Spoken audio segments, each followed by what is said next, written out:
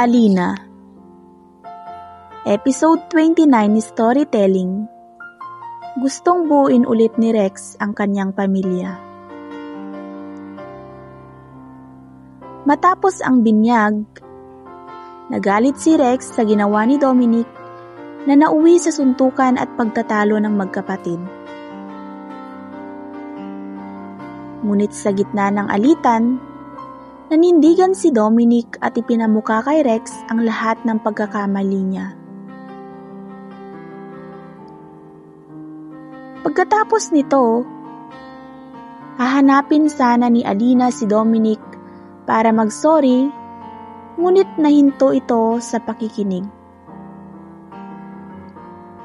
Habang nag-uusap si Dominic at Andrew tungkol sa mga nangyari, muling pinaalala ni Andrew ang naging plano noon ni Dominic na paghihiganti kay Rex gamit si Alina. Bagay na labis na nakasakit kay Alina.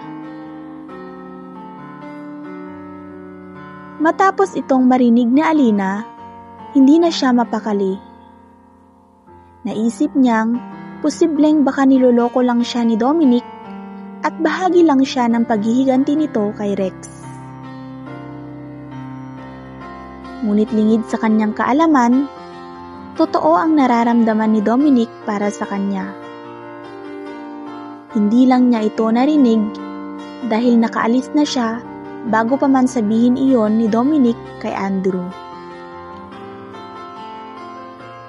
Kaya nung oras ng kainan, hindi na siya nakisabay kay Dominic. Nagtungo siya sa burnayan at doon ibinuhos ang kanyang sama ng loob habang humuhulma ng banga.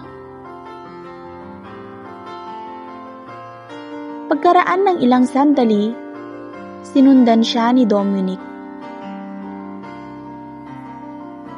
Naabutan niya si Alina na abala ngunit halatang nagtatampo. Lumapit ito at marahang tinanong kung iniiwasan ba siya nito. At dito na nilabas ni Alina ang bigat ng kanyang nararamdaman. Ngunit mariing itinanggi ni Dominic na mali ang kanyang mga paratang. Pinangakuhan nito na iingatan niya ang puso ni Alina maging ang bata. Kaya naman, nagkaayos sila pero may konting pag-aalinlangan pa rin si Alina. Nagpunta si Rex sa kwarto ni Alina, bit-bit ang mga regalo nito. Pero wala roon si Alina at tanging ang sanggol ang nakita niya. Kaya agad niya itong binuhat.